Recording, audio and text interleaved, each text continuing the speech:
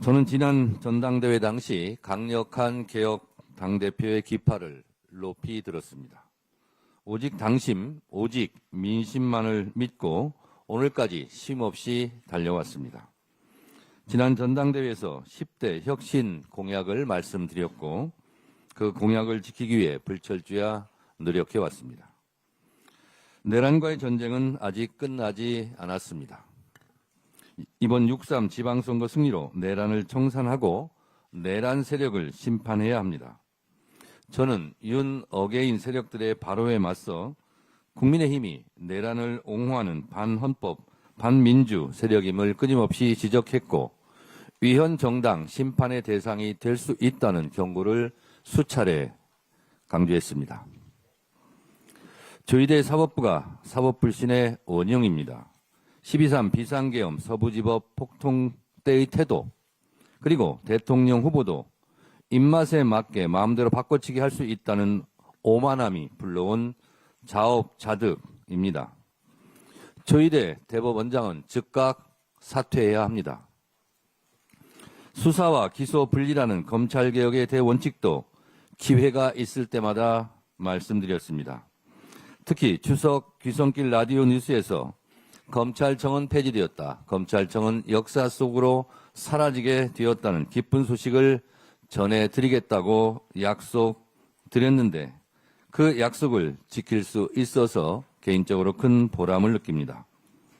국민과 당원 그리고 이재명 대통령의 결단 덕분입니다. 감사드립니다.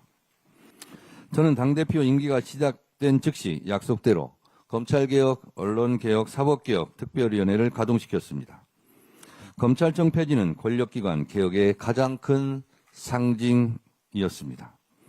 이후 지난해 12월 23일 내란의 티끌까지도 법정에 세우기 위한 내란전담재판부 설치법이 통과되었습니다.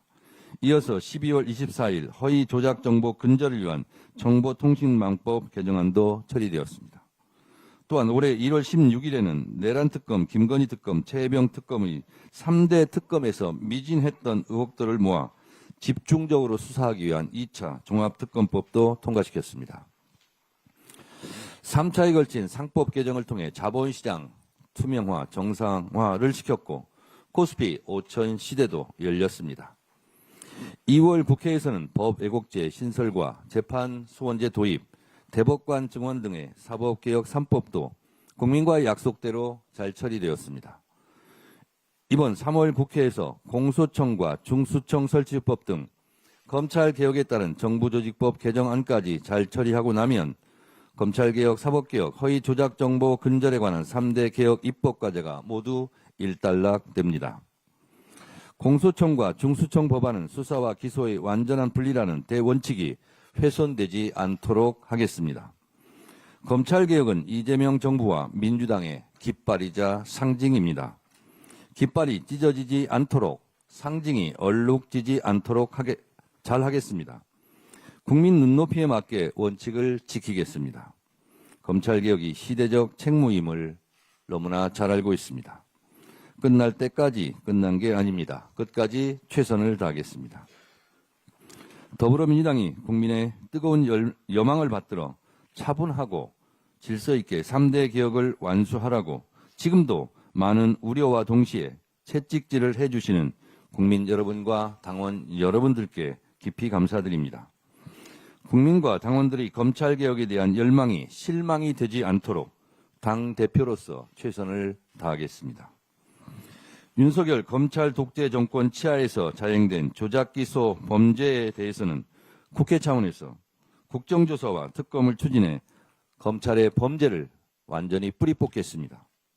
공소 취소도 시키겠습니다. 개혁은 자전거 페달과 같습니다.